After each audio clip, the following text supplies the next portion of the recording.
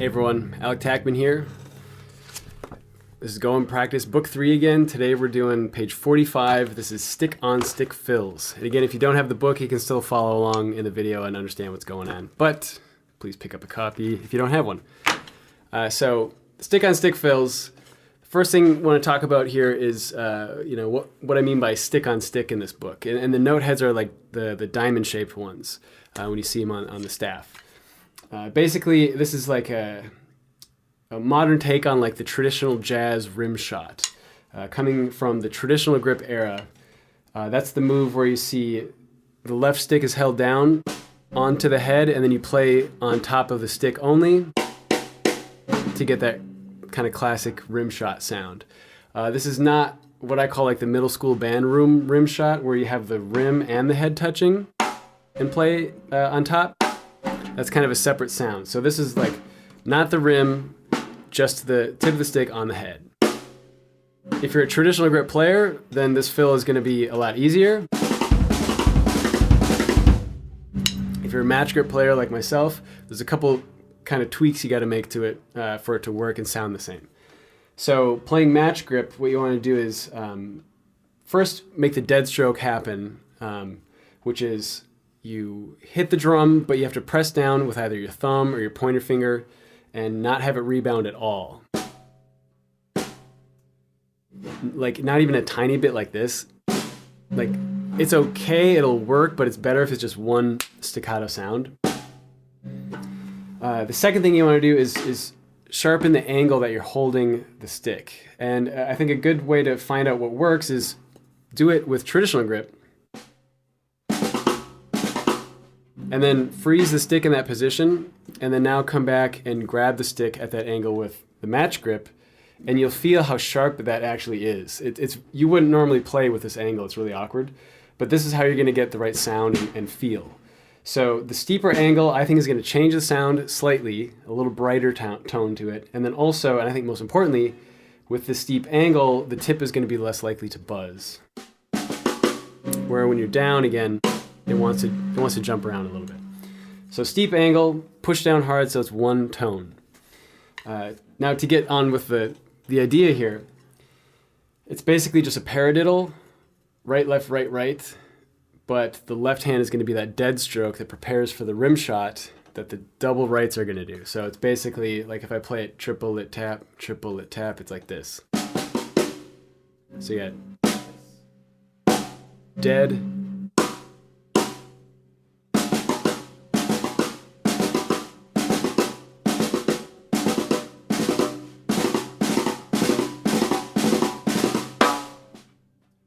now we're playing these triplets, triple lit tap, put two on the bass drum after that, and that rounds off the triplets. Triple lit, triple lit, triple lit, triple lit.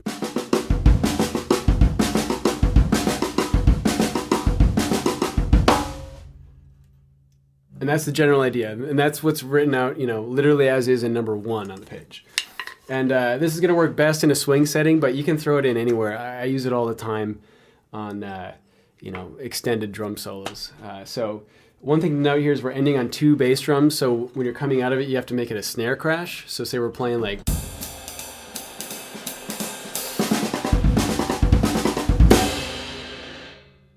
So watch out for that. But once you get the hang of it, then you just start being creative. So like in number 2, the first thing we're doing is just putting the single stroke right on the floor tom.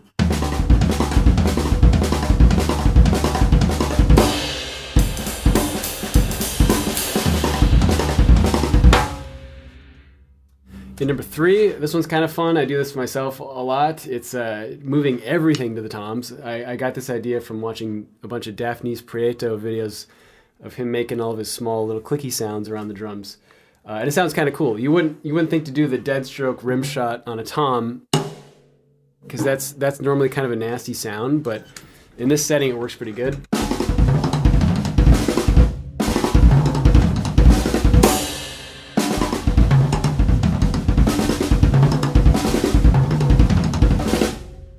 Just see what you can come up with. You can even just ditch the 2 bass drums. That's cool too.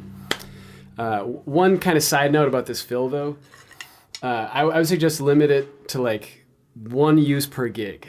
If you're going to go for this move, I mean, go ahead and repeat it a few times in one little passage. But I wouldn't come back to it in a second solo or solo break or whatever. Because then it kind of becomes like a gimmick. It's so standout and unique that it's best just used one time. You don't want it to become like your shtick, basically. So just disclaimer on that one. In number 4 and 5, this is where it gets interesting. We break it away from playing it as triplets, and now we're going to use it as 16th notes and 32nd notes. So it's going to need a little more speed, but what I like to do when I play it and how I have written in number 4 and 5 is begin the 16th notes on beat 2. So to demonstrate, I'm just going to put a bass drum quarter note on beat 1 just to punctuate that nicely. It'll sound like this. So like.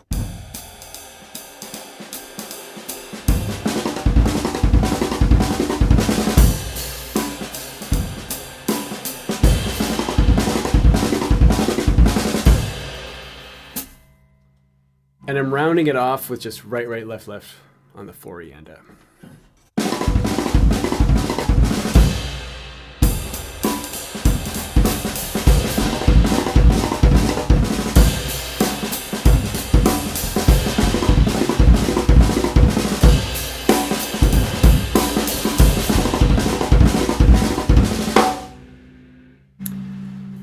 And then lastly, in number 5, same thing, but we're moving it around the toms.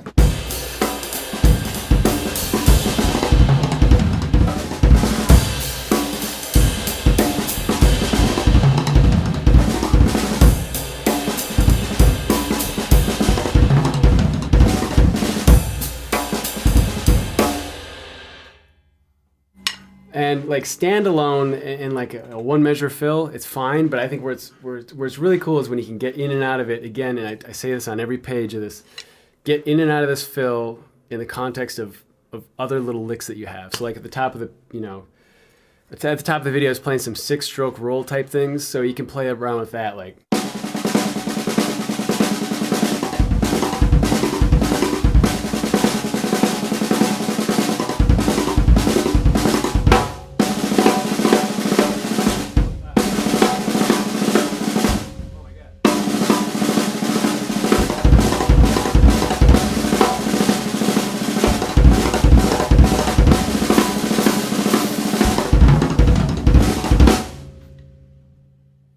Any whatever idea.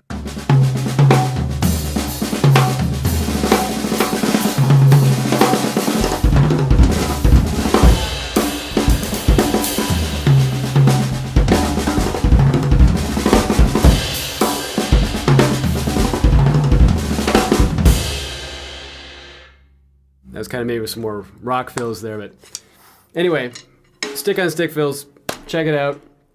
The big thing here is,